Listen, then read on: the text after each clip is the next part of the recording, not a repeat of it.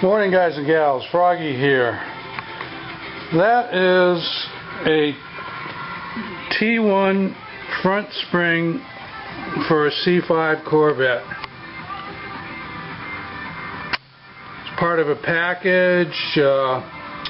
Many of the other parts are already on the car, but I'm just getting to this front spring now. I put the rear spring on about a week ago in between events. And I'm going to show you how to put this on C5 Corvette. Okay, here we go. Okay, first thing is we got to jack up the front of the car and pull the wheels off, and I put some extra jack stands under there to be safe. I like to do it this way because it gives me lots of room to work underneath there. Instead of putting the jack stands under the subframe or anywhere where it's going to be in my way, I put them back there. Should be fine. And the rear wheel is chocked, parking brake is on, car is in gear, not going anywhere. Okay, what I got to do to get this spring in there is I've got to take the tension off of the corners, off of the lower control arms, which are attached to the upper control arms, which are attached to the shock and the sway bar. So I've got a lot of stuff that I've got to loosen up so that those lower control arms can drop down. Actually,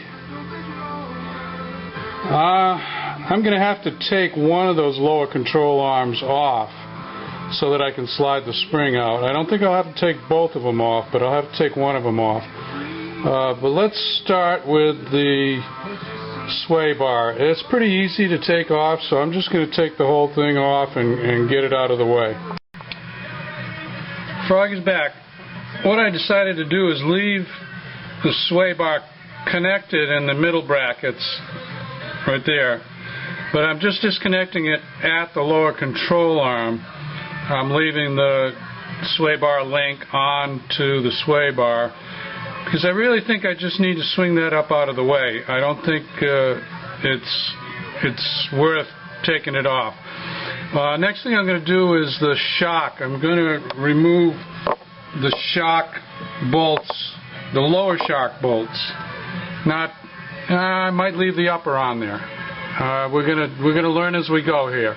So let's get the lower shock bolts off. Remember, our goal is to get that lower control arm as low as possible, and I think I'm going to have to take one side off. But we'll see.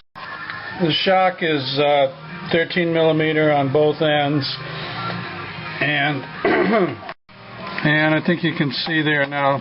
Now that's loose. So the shock is not going to be holding the lower control arm up in the air at all. It'll let the lower control arm drop. I'm going to take this wheel speed sensor out of the way. Okay, just get it out of the way. It's just clipped here. And then it has two more little clips that hold it out of the way of everything else when your steering turns. So I'm going to take that out of the way. Okay, that's done. You don't need any tools for that. You just unclip one end and then you just use your fingers to slide it out of the standoffs. I'm going to take the lower ball joint off next. Right there is your lower ball joint. I think it'll pop open because it's got pressure on it from the spring right now. Even though it's in a droop position, I think it still has a little bit of pressure left. If not, I've got a special tool that will pop it open. So I've got another video on ball joints and how to remove a corner, how to remove to replace hubs and studs. So if you need some help on ball joints, you can go and look at those other videos. Right now I'm just going to spin the nut off on this one, see if it drops, and if it doesn't drop, then I'll show you the tool I use to separate ball joints. There, I hope you can see that okay. I got a lot of backlight going on here. The nut came off pretty easy. I used my impact gun, a little universal because the angle's a little funny, and a little short extension, and just popped it, and that came right off. Now I've got to separate it. I'm gonna give it a couple of taps, and if it doesn't separate, then I'll get my tool out. Here's a picture of that Harbor Freight tool that I was talking about. This is especially for Mo, who's doing a job like this on his car. What I did was I took this is the driver's side. I cut the wheels to the left to give me some room, and I took the tool and I opened it up. It's got two settings. It's got a hole in the bottom and a hole in the top. So you use the top hole so you get a wide opening on the jaw, and then I gently tapped it in on the bottom of the ball joint so that I'm missing the rubber. I'm trying not to destroy the rubber, which is what happens so often. So that's the tool in place. The top, you leave the nut on the top to protect the threads of the ball joint, and then that little finger goes on the top. The little fork thing goes on the bottom, and then you just crank on this bolt. It's 19 millimeter, I think. Let me see how this goes.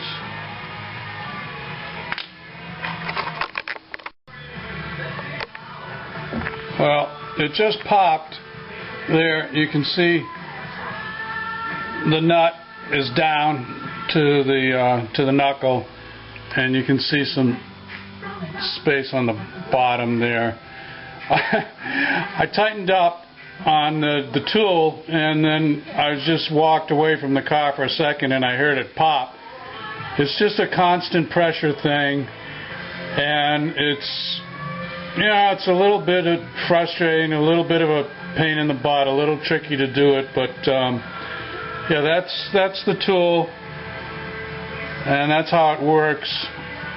Remember to open it up to the big size, and then I covered it up with rags just in case, because you're putting a lot of pressure on this tool here, and if it goes if something breaks, it's probably going to go flying. So I would be careful with this, but it does work, and that's the left front. So now I've got that ball joint broken loose, and I'm going to take the nut off, and I'm going to see how low the arm goes and how I'm doing with getting my spring out of there. Okay? I examined the tool after I got it off, after it worked, and I think maybe this dimension here is just a little bit small, maybe an eighth, not more than a 1/4 inch small, and it prevents the tool from going onto the ball joint that way, going onto it far enough. I can see some marks where I hammered it on a little bit, lightly hammered it on, and I think if you just took a grinder and opened this up like 1/8 of an inch, that might be all you need to do, and it would slide on there pretty easy. Anyway, on to the rest. I got my bottle jack, and I jacked up under the spring a little bit. I used a piece of wood to protect the spring, just so I can take some pressure off of this lower control arm. And I got my nut off of the ball joint. Now I'm going to lower. Let's see. What am I going to do? Oh, okay. This is loose now. I want to see how low I can get the lower control arm and how high I can get the upper control arm, and maybe get this knuckle out of the way so the spring will come out. I'm going to eyeball it. I'm looking at my rubber on the lower ball joint. The rubber looks pretty good. You see that, maybe you can see that shiny part of the stud of the ball joint. That's what I think that the tool was getting hung up on. So just take a grinder and open up the throat of that tool about 1/8 of an inch, and I think you'll be very happy with the tool. Okay, guys and girls, I'm going to have to describe to you what I did here, because obviously I could not film it and do it at the same time, but I think I can give you a pretty good blow-by-blow description of what happened. First, I took off the tie rod end. Alright, just taking off the tie rod end. So that goes there, right, in the front of the knuckle. Took that off, and I didn't do a thing to the upper control arm because it just pivots on the two places where it's located to the frame of the car. Took a 2x4, and this weighs a lot. It probably weighs 40 or 40 to 45 pounds, whatever. It's got the brake, the disc on it. It's got the caliper on it. It's got the caliper bracket on it. It's got the knuckle. It's got everything, so it weighs a lot. Lifted that up, and I propped it up with the 2x4. Actually, it's two 2x4s nailed together. And then I angled that towards the back of the car a little bit. The shock is still attached to the top. You could take that off. That's really no big deal. But look at the spring. I think I've got a pretty clear shot at getting that spring out now. The lower control arm is dropped down. The upper control arm and everything else is up in the air. All I really did was, major things that I did was take off the lower ball joint and the tie rod end and the shock on the bottom. And the sway bar. Okay, so that's a few things, but still. The only one that was really hard was the ball joint, the lower ball joint. So now I'm thinking, this spring doesn't have a lot of curve to it. I'm thinking if I loosen it up in the middle two brackets that are holding it there, I might be able to sneak it in the other side without doing a thing. If I can't, then I'll, have to do more of the same on the other side. But let's try doing it with just removing the parts on one side of the car, one corner of the car. So next I'm going to loosen the brackets. I'll show you. Hold on. Alright, there's the driver's side bracket. Just got a couple little bolts there. I'll give you the size in a minute. There's the passenger side bracket. You see what I'm saying? Once those brackets are off, I'm going to try and slide it right into the passenger side corner without removing any of that stuff. Remember, it's at full droop. As long as I can slide that in there, tuck it in the corner, and then line up these brackets absolutely straight the way they come out, then I only have to take off one corner. Okay, right now I'm going to get some lunch and a Diet Coke, and I'll be back. Okay, let's get back to work. Froggy had some lunch, watched the qualifying for the Belgian Grand Prix, and Jensen Button for McLaren Mercedes is on the pole for tomorrow. I guess I'm not spoiling anything because by the time you see this video the race will be done. But I'm going under and I'm going to start pulling those bracket bolts.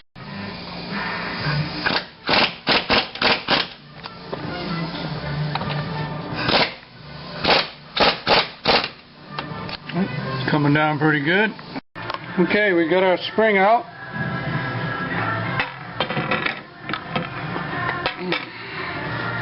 It has a lot more curve to it than the T1 spring that we're putting in. I'll put them next to each other.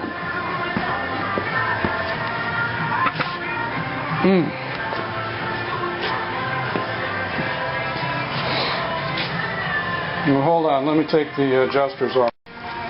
Okay, here's your side-by-side comparison. In the background is the stock Z06 spring, in the foreground is the T1 C5 Z06 spring. So just so you can see, the curve is more curve in the stock C5Z06 spring, and I'm sure there's some either some thickness or some strength or stiffness in the T1 spring. I'll give you the spring rates when I'll put some notations on the video on the spring rates.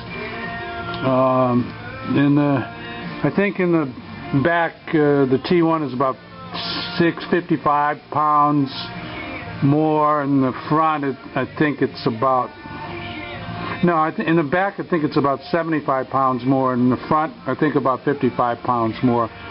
But I'll give you those with notations. There's the rest of the information on the T1 spring. It looks like they're both yellow dot springs. Here's another angle on the two springs. The T1 spring on the end of the spring is thicker.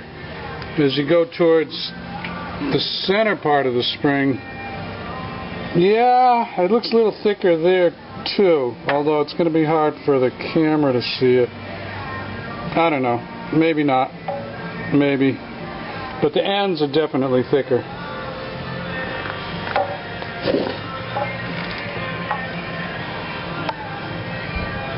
The one on the bottom is the T1. A couple, 3 millimeters thicker. I'm going to grease these sliding adjusters. These slide on the lower control arm. There's a pad right there, right at the end of my finger. And supposedly you don't have to lubricate them, but I think there's a little bit of a squeaky noise sometimes if it's not lubricated. This is the lubricant that you use for poly bushings. It's very sticky and long-lasting, and I'm just going to use a little bit because it will attract some dirt and grit. You can see these are wearing pretty good actually, but I'm going to put a little bit on there, just a little circle there and a little circle where it touches. And I'm going to use Loctite blue stick on all these bolts for the brackets that hold the screw up there. Sorry, the brackets that hold the spring up there. Okay, here's where we are. I put the spring in. Passenger side, the bracket is up there. It's not tight yet. It's loose, but it just holds the spring up there for me. Driver's side, I'm going to have to push it up there. It's still got quite a bit of curve in it, just like the original one did. Here's what I came up with. I'm taking my bottle jack and I'm putting that under the end of the spring, and I'm going to use the bottle jack to push it up there carefully until I get it high enough so I can catch these nuts, these bolts that go into the bracket and hold it up there. So that's how it's going to work. It's Froggy's little trick for you.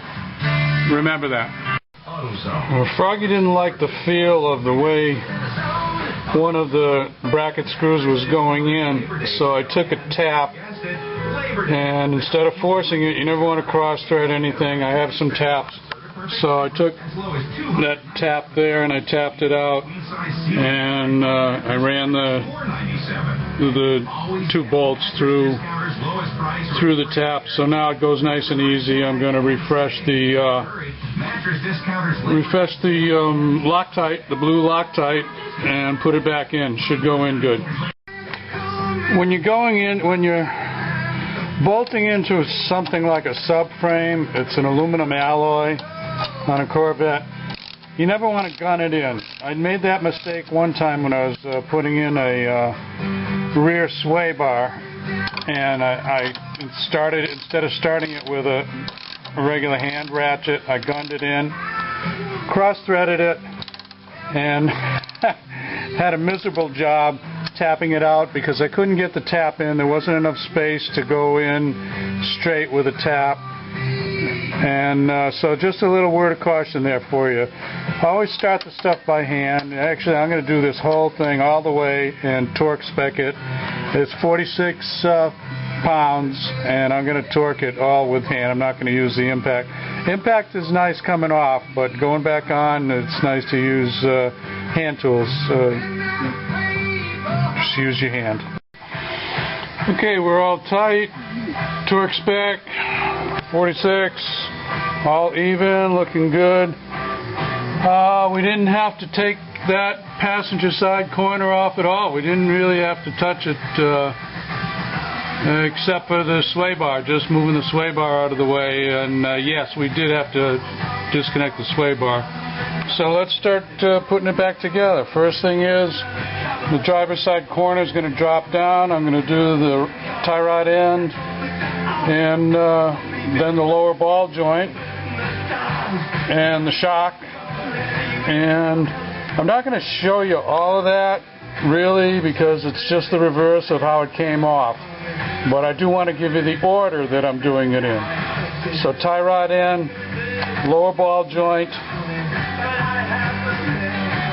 shock absorber, and then miscellaneous wheel speed sensor, and the last thing will be the sway bar. I did not have to disturb any alignment settings, although I always like to check my alignment after I've had a corner apart, even though I don't touch any of the alignment settings. That's just me. Anyway, wow, this was pretty fun. I hope you guys find something useful in this video. If you did, give me a thumbs up. You want to see more from Froggy, subscribe to my channel. If you have any questions, post it in the comments. I'll check the comments and answer the questions, best of my ability. Anyway, see you guys and gals later. Froggy out. Have a great weekend.